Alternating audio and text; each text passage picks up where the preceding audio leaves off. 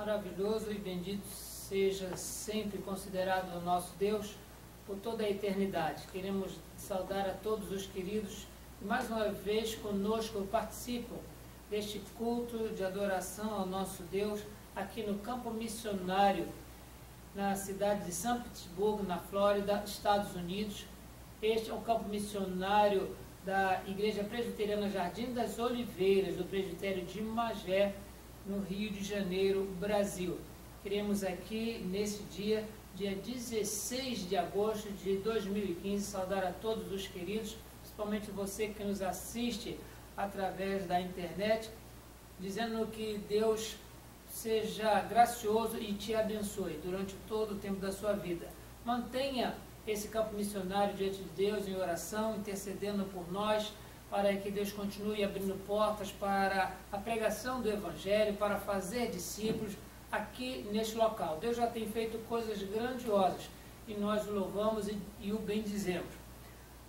Antes de nós fazermos o nosso trabalho de meditação da Palavra de Deus nesta noite, nós gostaríamos, nesse momento, de dizer que, embora residindo nos Estados Unidos, nesse campo missionário, nós temos ligado a nossa mente e a atenção aos acontecimentos do Brasil e temos nos preocupado com o ritmo que as coisas estão ocorrendo no Brasil, principalmente na área de governo federal, governo estadual e municipal, onde de forma muito larga, muito célere, tem havido ocorrência de corrupção, desvio de dinheiro público, e por mais que nós vejamos benefícios em algum da fração da sociedade, isso em hipótese alguma justifica e viabiliza a possibilidade de enriquecimento ilícito, seja pessoal, seja para partido político, e nós nos preocupamos com isso. Como cidadãos do céu, nós temos a recomendação, nós temos o apelo bíblico de orarmos pelas autoridades.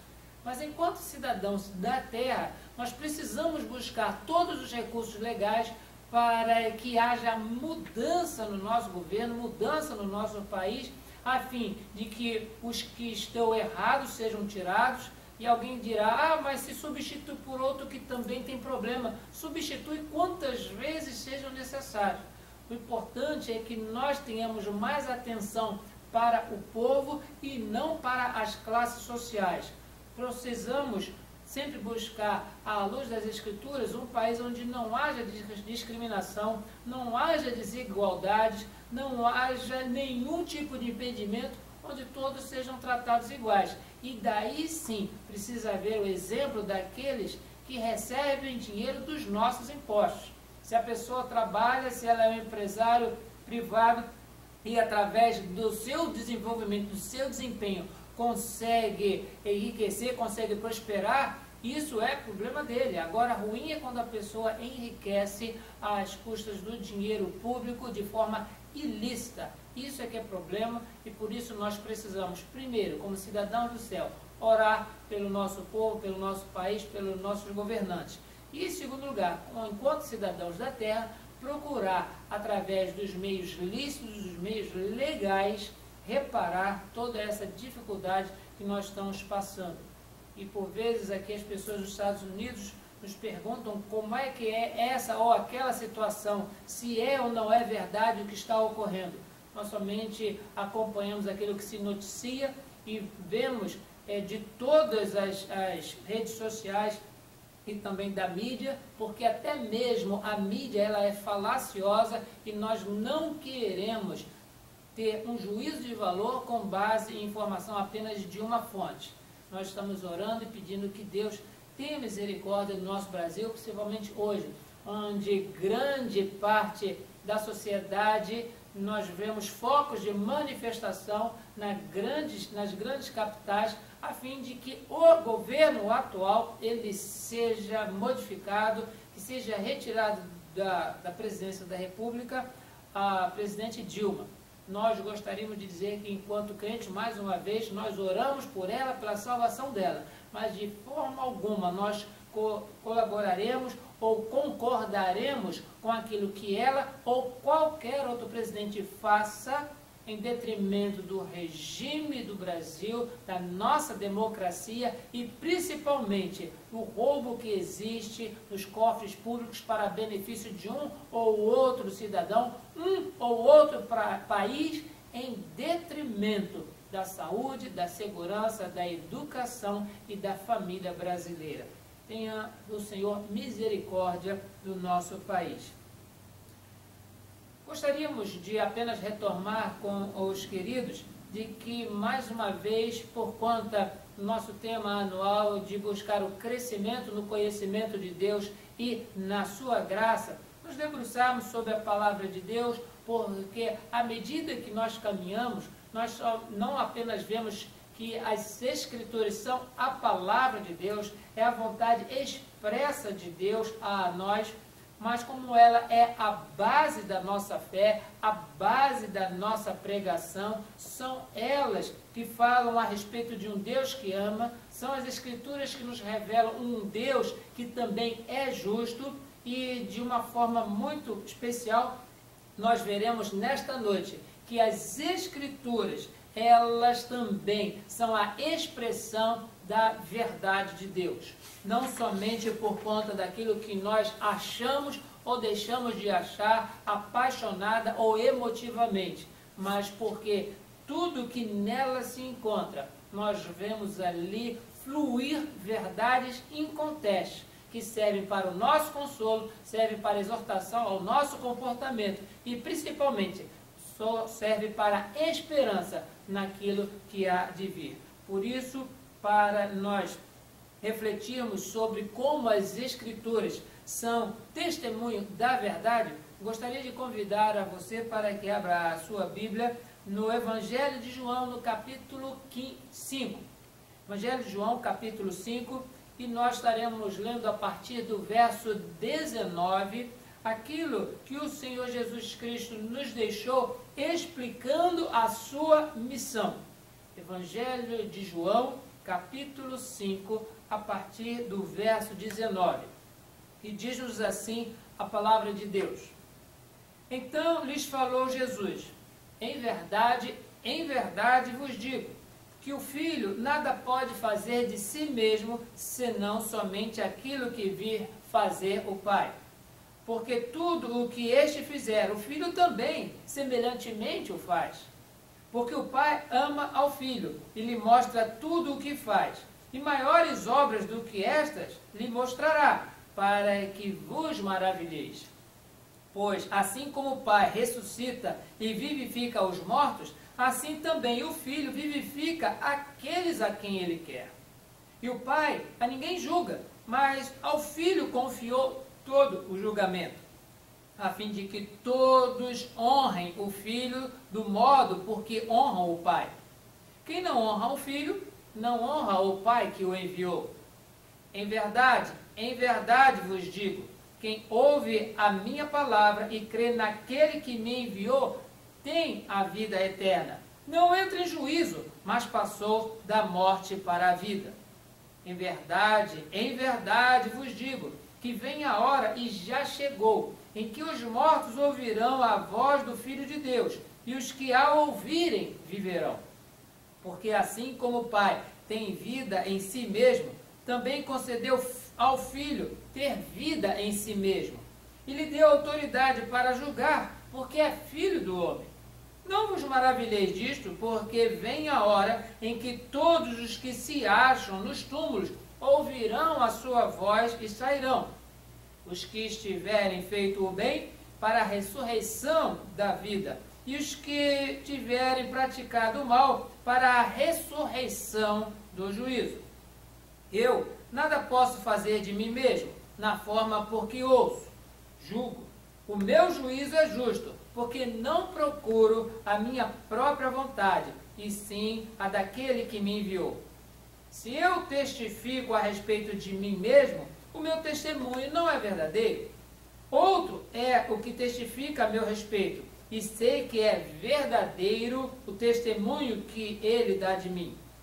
Mandaste mensageiros a João, e ele deu testemunho da verdade. Eu, porém, não aceito humano testemunho. Digo-vos, entretanto, estas coisas para que sejais salvos. Ele era a lâmpada que ardia e alumiava, e vós quiseste por algum tempo alegrar-vos com a sua luz. Mas eu tenho maior testemunho do que o de João, porque as obras que o Pai me confiou para que eu as realizasse, essas que eu faço, testemunho ao meu respeito de que o Pai me enviou. O Pai que me enviou, este mesmo é que tem dado testemunho de mim.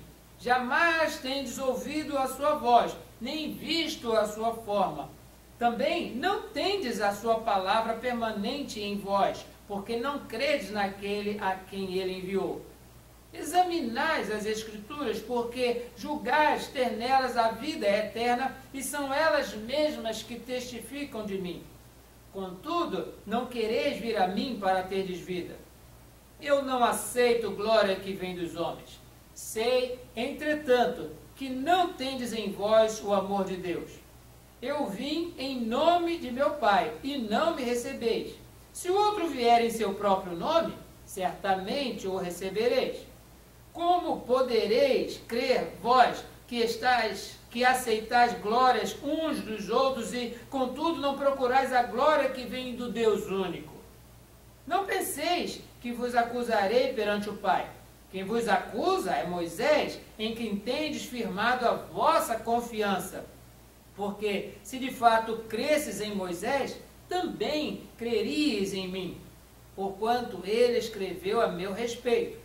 Se, porém, não credes nos seus escritos, como crereis nas minhas palavras? Queridos, nós temos uma preocupação muito grande com a verdade. Mencionamos, antes da leitura bíblica, que o Brasil ele passa por mais um momento de convulsão social e de governo, onde a sua administração ela anda ausente de verdade. A famosa campanha da transparência do governo, ela ficou sem crédito, porque exatamente pela falta de transparência nós vimos muito dinheiro sendo aplicado de forma indevida, sem o consentimento do Congresso, sem o consentimento do Senado, para beneficiar países e para beneficiar particularmente pessoas. Nós nos preocupamos com a verdade, é por isso que existe toda essa manifestação, porque houve mentiras em campanhas eleitorais e agora a realidade, a verdade aparece, isso causa um constrangimento muito grande. Todos nós nos preocupamos com a verdade, e a verdade, ela é a base das Escrituras. Nós vemos isso, irmãos, como, por exemplo, no texto do Evangelho de João, no capítulo 8, somente para a nossa ilustração, diz assim, que quando nós não nos preocupamos com a verdade, nós estamos nos aliando ao diabo. Jesus, falando aos judeus naquela ocasião, mencionou, vós sois do diabo, que é vosso pai, e quereis satisfazer-lhe os desejos. Ele foi homicida desde o princípio e jamais se firmou na verdade, porque nele não há verdade. Quando ele profere mentira, fala do que lhe é próprio, porque é mentiroso e pai da mentira. A mentira sempre esteve associada ao diabo, porque desde o Éden foi da boca da serpente, da boca de Satanás, que nós ouvimos a primeira mentira. Eva, é verdade que Deus disse que vocês não poderiam comer de nenhum fruto das árvores que estão no jardim? Essa já foi uma mentira pronunciada na boca da serpente, na boca de Satanás. Mas nós observamos, irmãos, que depois que Adão e Eva deram ouvidos e concordaram com o tentador, não somente eles pecaram pela desobediência, mas também aprenderam a mentir da mesma forma que Satanás mente e por isso se tornaram filhos do diabo nas mentiras que foram aparecendo na sociedade. Desde pequeno nós sabemos, todos nós, que os nossos pais nos ensinam a falar a verdade. E nós, mesmo pequenos, nós temos dificuldade de seguir esses ensinamentos porque quando acontece alguma coisa mal feita dentro de casa, quando se quebra, quando se esconde, quando se queima, quando se perde, e os nossos pais de pequenos já perguntam a nós quem foi que fez isso, nós sabemos que é comum na nossa experiência familiar de haver mentiras onde a criança mente dizendo não fui eu, não sei quem foi que fez e eu não estava presente. Nós pais sabemos que a mentira faz parte do coração do pecador, mas as Escrituras, elas são testemunho da verdade. O próprio Jesus, ele fala de si mesmo no Evangelho de João, no capítulo 14, verso 6, dizendo: eu sou o caminho, a verdade e a vida. Ninguém vem ao Pai senão por mim. E quando Jesus ele fala aos seus discípulos, os evangelhos, eles marcam as vezes em que a palavra verdade está na boca de Jesus. No Evangelho de Mateus, essa palavra aparece 34 vezes. No Evangelho de Marcos, 16. No Evangelho de Lucas, 11. No Evangelho de João, 19. E mesmo que essas passagens elas sejam parecidas nas mesmas ocasiões, nós observamos que fazia parte do discurso de Jesus dizer: é verdade vos digo. Ou seja, o que eu estou falando não é apenas algo da minha posição. Eu testifico, eu assino embaixo, eu me comprometo com aquilo que eu estou falando porque é a verdade. E essa mesma verdade, Jesus, esta mesma verdade, Escritura, é que testifica a respeito do amor de Deus, e esta mesma verdade é que nos santifica. Jesus, pronunciando a sua oração sacerdotal no Evangelho de João, no capítulo 17, nós observamos no verso 17 o seguinte, na oração de Jesus: Pai, santifica-os na verdade. A tua palavra é a verdade. Sim, querido, Jesus já nos ensinava a respeito disso, sobre que as Escrituras, elas são testemunhos da verdade aos seus discípulos, e falava isso na sua oração, comunicava ao Pai a respeito da importância verdadeira e de verdade das Escrituras. E hoje, irmãos, nós vamos nos debruçar, nós vamos refletir a respeito desse testemunho da verdade que as Escrituras nos apresentam. Este texto que nós temos lido do Evangelho de João, capítulo 5, a partir do verso 19, ele é mencionado logo depois que há a cura de um paralítico no tanque de Betesda. Apenas para refrescar a nossa mente, vamos mencionar que Jesus ele estava no seu pleno ministério público quando ele entra num local onde nesse local havia um tanque chamado Betesda, e ali havia uma multidão de enfermos, de paralíticos, de coxos, de cegos, problemas de saúde. E estavam todos aqueles paralíticos porque o registro diz que em determinado momento, diz o verso 4, esperavam que se movesse as águas, porquanto um anjo descia em certo tempo e agitando-a. E o primeiro que entrava no tanque, uma vez agitada a água, sarava de qualquer enfermidade, qualquer doença que tivesse. Sim, queridos, este é o contexto.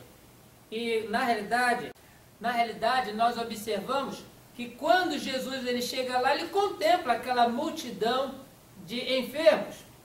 Mas quando Jesus vê aquele homem, ele pergunta àquele homem: você quer ser curado? Ele diz: sim, eu quero, mas eu tenho dificuldade, porque todas as vezes que eu quero me deslocar ou chegar até o tanque para aproveitar a oportunidade das águas movimentadas, vem alguém e pula antes de mim. E Jesus, compadecendo-se daquele homem, ele disse: olha, você será curado, levanta-te, toma o teu leito e anda. Sim, foi isso que Jesus disse: levanta, toma o teu leito e anda. E ele fez isso num dia muito curioso, dia do sábado, que para o judeu não se faz absolutamente nada, e começaram a questionar Jesus por conta disso. Só que Jesus, ele agora, explicando a sua missão, ele fala de algo que os judeus só ouviam pela teoria, mas agora estavam vendo na prática, como as Escrituras, elas são o testemunho da verdade, e Jesus explica a sua missão, já usando deste argumento, desta confusão na cabeça dos judeus, sobre uma cura que ele realizou somente com uma pessoa, naquele grande grupo de enfermos. Jesus só curou uma pessoa, o restante que podia andar, que podia cair na água, que podia se deslocar, fazia, mas aquele não tinha ninguém por ele. E Jesus o curou dizendo, levanta, toma teu leito e anda. Ele já estava enfermo durante muito tempo. Sim, queridos, Jesus, ele com este milagre, ele foi questionado porque, primeiro, ele realizou no sábado e porque ele fazia-se igual a Deus, porque ele dava testemunho da verdade, fazia aquilo para o qual o Pai o enviou. As Escrituras, irmãos, dentro desse contexto, elas dão testemunho da verdade porque falam, primeiramente, da nossa incapacidade de fazer algo para Deus se não o aprendemos com Jesus. O verso 19 já diz, então lhes falou Jesus, em verdade vos digo, que o Filho nada pode fazer de si mesmo, senão somente aquilo que vir fazer o Pai. Porque tudo o que este fizer, ou seja, o Pai, o Filho também, semelhantemente o faz. Sim, queridos, as Escrituras, elas dão para nós esse testemunho da verdade porque falam disso. Você como pregador, você como pastor, presbítero, diácono, líder da sua sociedade interna, você é incapaz de fazer qualquer coisa que seja verdadeiro se você não estiver fazendo isso com base no que você viu Jesus fazer. Porque se Jesus ele fez as coisas vendo o que o Pai estava fazendo, o que ele faz é verdade. E se eu faço aquilo que vi Jesus fazendo, o que eu faço também é verdade. A partir do momento em que existe diferença, contrariedade, já não está mais sendo verdade. Eu jamais poderia realizar algo que satisfizesse a vontade de Deus se não fosse nos mesmos moldes, nos mesmos passos, nas mesmas atitudes, nas mesmas intenções, com o mesmo coração que Jesus fez.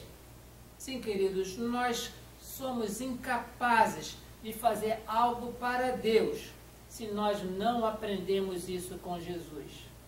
As pessoas ali que cercavam a Jesus, o acusando de ter curado no sábado, de também se assemelhar ao Pai, essas pessoas pensavam que cumprindo a lei de Moisés, seguindo cada ponto, cada vírgula, estavam fazendo a vontade do Pai.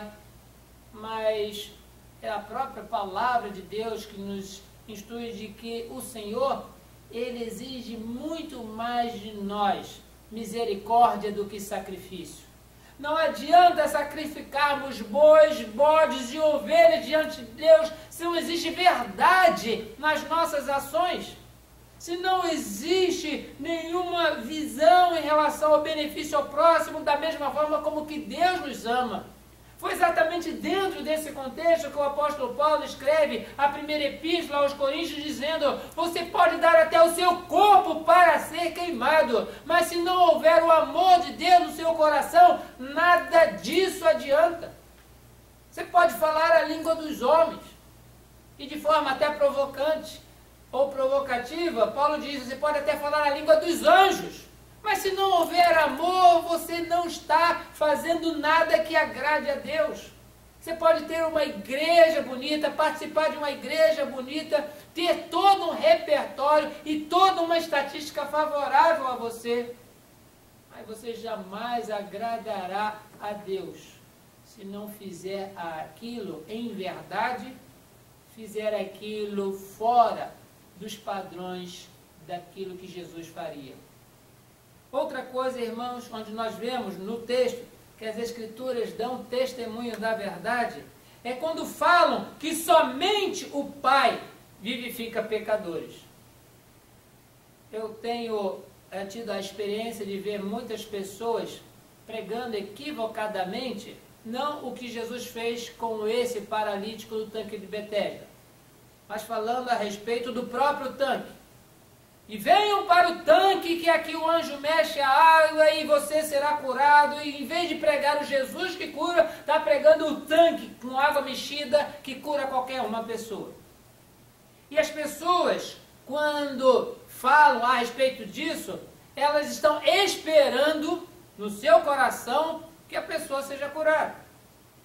E quando pregam a cura e a pessoa ela não consegue alcançar o objetivo da sua campanha, o objetivo da sua prece, o objetivo que quer a sua cura, este pregador que não tem a verdade como base da sua pregação, que não age semelhantemente a Jesus, ele transfere a sua culpa dizendo: você não foi curado porque você não teve fé suficiente. Isso é um absurdo. As Escrituras, elas testemunham da verdade porque dizem que nós não podemos fazer nada que agrade a Deus se não for semelhantemente ao que Jesus faria. Mas agora nós observamos que existem igrejas que estão pregando a respeito de vivificação de pecadores, com programas, com ações, com todo tipo de falácia, para que as pessoas se sintam vivas. Mas no verso 21, nós observamos que as Escrituras testificam da verdade quando dizem que só e somente só o Pai é que vivifica pecadores. E diz o texto: pois assim como o Pai ressuscita e vivifica os mortos, assim também o Filho vivifica aqueles a quem quer. A igreja pode ser o melhor local para nós termos amizade, comer boa comida, e isso daí é uma característica, principalmente no Brasil. Toda reunião de crente tem sempre comida. E o pessoal pode ponderar a respeito de qualquer situação ruim na economia, no emprego. Mas se tiver reunião na casa de crente, alguma coisa diferente acontece, porque comida aparece.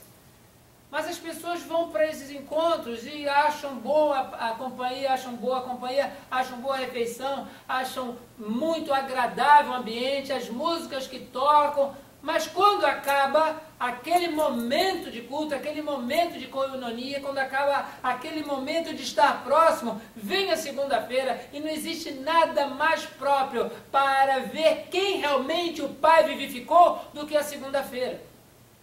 É a segunda-feira que revela quem realmente o Pai trouxe à vida e quem é aquele que só vai à igreja por causa dos movimentos e programações.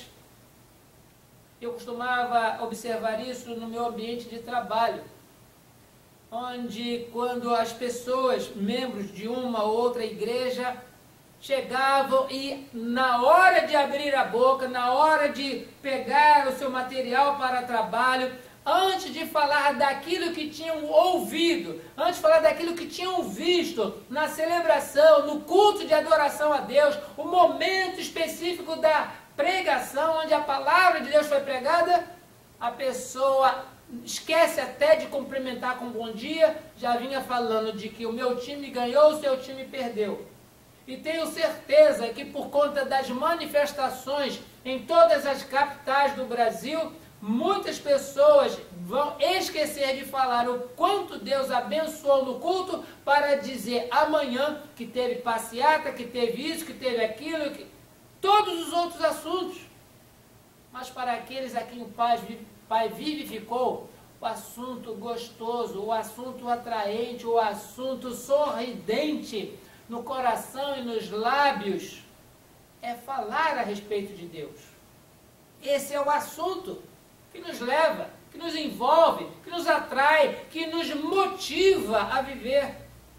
Mas nós observamos, irmãos, qualquer tipo de atividade, seja eclesiástica, seja religiosa, seja de grupos, onde o Pai não promover a vivificação, as pessoas continuarão indo e voltando, permanecendo do mesmo jeito que é.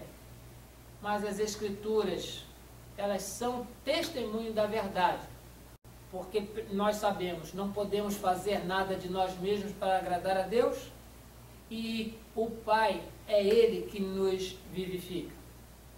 Menciona também o texto, irmãos, que as Escrituras são testemunho da verdade, porque falam do Salvador Jesus Cristo. O verso 24 nós lemos: em verdade vos digo, quem ouve a minha palavra e crê naquele que me enviou, tem a vida eterna, não entra em juízo, mas passou da morte para a vida. As Escrituras dão testemunho da verdade, porque dizem que não há outro que possa salvar. Não há um nome debaixo do céu, acima da terra, que importa que sejamos salvos. Ele é o nosso mediador, Ele é o nosso intercessor, Ele é o nosso Salvador. Sem Jesus Cristo não há salvação. A palavra de Deus fala a respeito disso. As Escrituras já mencionam a respeito de Jesus desde o Éden. E de Gênesis a Apocalipse nós vemos cada livro da Bíblia fazendo referência ao Salvador, fazendo referência ao amor de Deus para com o seu povo, até o resgate, quando estas pessoas se encontrarão com Jesus Cristo. Sim, as Escrituras, elas dão testemunho da verdade, porque não dizem que igreja salva. Dão testemunho da verdade porque não dizem que quem carrega a maior Bíblia debaixo do braço é salvo, de que quem canta no coral é salvo. As Escrituras não falam de quem usa paletó, usa gravata, essa pessoa é salva. Mas as Escrituras dão testemunho da verdade porque dizem que só Jesus é Salvador. E quem crê em mim e naquele que me enviou, tem a vida eterna. A palavra não diz terá a vida eterna, não diz é possível que tenha a vida eterna, mas diz que aquele que crê naquele que me enviou tem a vida eterna. Aquele que ouve as minhas palavras tem a vida eterna. Por isso, queridos, as Escrituras, elas dão testemunho da verdade. É uma verdade inconteste. Por mais que nós vivamos no mundo civilizado, muitas coisas têm sido úteis para a expansão do reino, como, por exemplo, o recurso da internet, onde nós podemos gravar as mensagens aqui, colocar ali no Facebook, e em qualquer época do ano, em qualquer lugar do mundo que tenha um sinal de internet, as pessoas estarão ouvindo e participando do culto. Isso é maravilhoso. Mas nada disso, queridos, funciona para vivificar, nada disso altera, ou deverá, ou poderá, ou conseguirá alterar a verdade de que só Jesus Cristo é Salvador.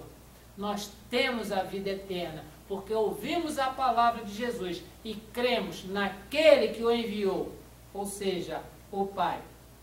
Também, queridos, as Escrituras dão testemunho da verdade, porque falam do juízo de Deus na ressurreição dos mortos. No verso 28 e o verso 29 nós lemos o seguinte: não vos maravilheis disso, porque vem a hora em que todos os que se acham nos túmulos ouvirão a sua voz e sairão, os que tiverem feito o bem para a ressurreição da vida, e os que tiverem praticado o mal para a ressurreição do juízo. Todos nós ressuscitaremos, mas qual é a condição de ressurretos? Aqueles que creram, ouviram a palavra de Cristo e creram naquele que enviou, só fizeram bem. E esses estarão para sempre com o Senhor. Eles serão ressuscitados para a vida.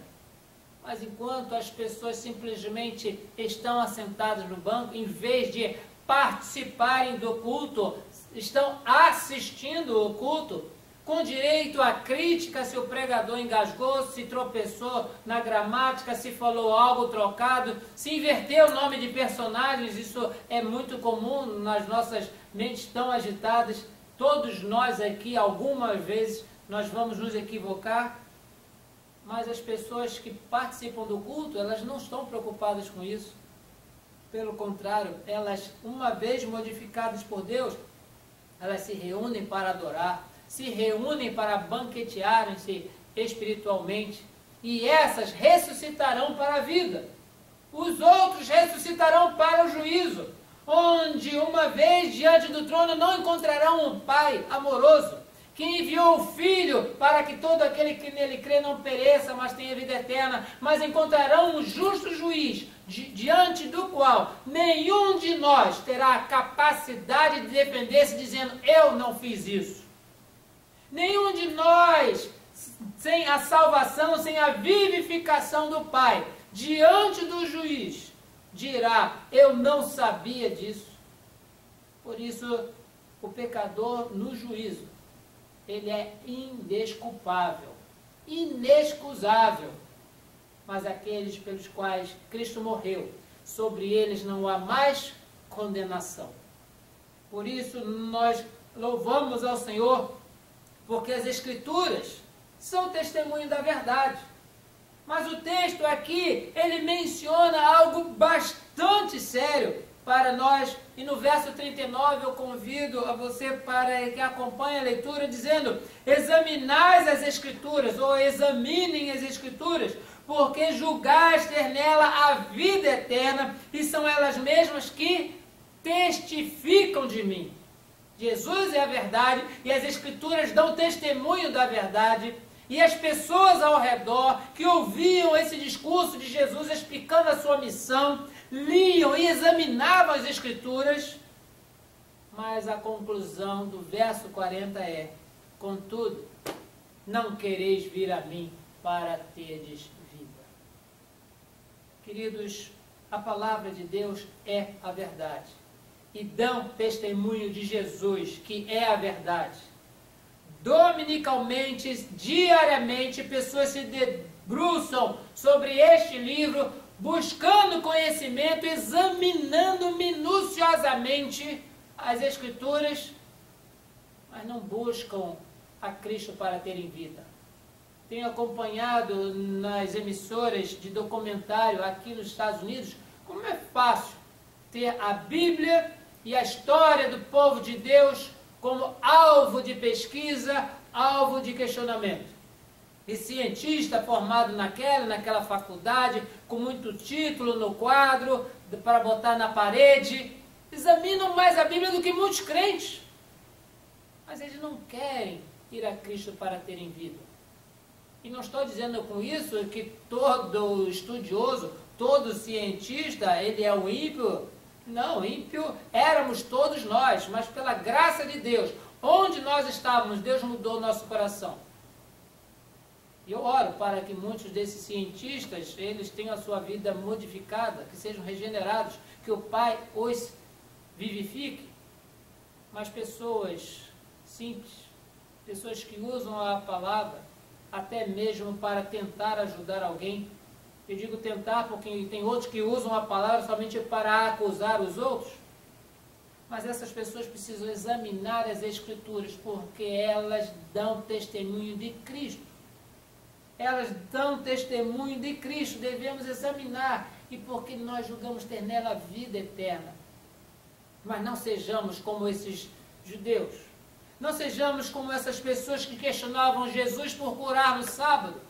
Não sejamos como essas pessoas que questionavam Jesus porque ele fazia as coisas que o Pai faz e por isso se assemelhavam ao Pai, e isso os enraivecia. Mas sejamos, com base nesse testemunho, pessoas que busquem fazer a vontade de Deus, realizando aquilo que Jesus realizou.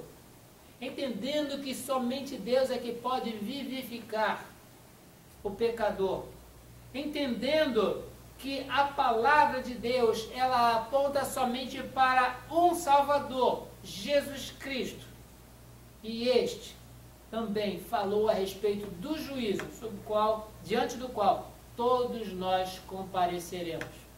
Minha oração nesta noite é que, com base nesse texto, você procure examinar mais as Escrituras. Se você teve a oportunidade de frequentar uma escola, se teve a oportunidade de crescer numa igreja ou pode frequentar uma igreja, use a palavra de Deus como instrumento de crescimento. Examine, questione, pergunte, porque todas as respostas do nosso coração, elas são encontradas na palavra de Deus, que testificam da verdade, e a palavra de Deus é a verdade. Por isso, nessa noite, convido a você para que não apenas use a palavra de Deus como instrumento de verdade para você, mas use como instrumento de verdade para as pessoas ao seu redor. E uma das verdades que a Bíblia aponta no amor e a semelhança de Jesus Cristo é de que nós oremos pelos nossos governantes. Nós já temos pregado durante vários domingos, mas nós gostaríamos de encerrar esse nosso período de reflexão bíblica com uma oração, intercedendo pelo nosso país, pelo nosso Brasil. Se você puder, ore conosco. Senhor Deus e Pai, eu louvo e bendigo a Ti porque a Tua palavra é a verdade. Louvo e bendigo a Ti porque Tu enviaste o Teu Filho ao mundo para buscar e salvar o perdido. Louvo e bendigo a Ti, ó Pai, porque Jesus ele veio, cumpriu a sua missão e fez tudo aquilo pelo qual Tu o enviaste até nós. Nesse momento, Senhor, diante de grave crise, grave momento no Brasil, da mesma forma como Jesus amou ao pecador e nos ensinou a amar o próximo como a nós mesmos, nós te suplicamos, Senhor, que Tu retire do coração das pessoas no Brasil o ódio pessoal. Nós precisamos odiar, sim, mas o pecado, não as pessoas. Dá, Senhor Deus, tamanha paz e entendimento ao Teu povo no Brasil, de que haja, durante todas essas manifestações, a busca pela justiça social, a busca pelo cumprimento da lei, e as pessoas que estão agindo de forma errada, seja de qual partido for, que elas saiam do exercício do seu cargo, sim, mas reconhecendo-se, arrependidos dos seus pecados e vivificados por Ti mesmo, Senhor. Tem misericórdia da presidente Dilma Rousseff, de todas as pessoas que com ela trabalham, seus ministros, seus assessores. Faça, Senhor Deus, uma limpeza ali no coração dos parlamentares, no Senado, na Câmara Federal. Nós sabemos que isso é endêmico na sociedade, não apenas o fato de corromper, mas também de corromper os outros, corromper-se a si mesmo, corromper os outros, porque o pecado ele está na natureza humana e somente Tu, Senhor, podes mudar esse quadro.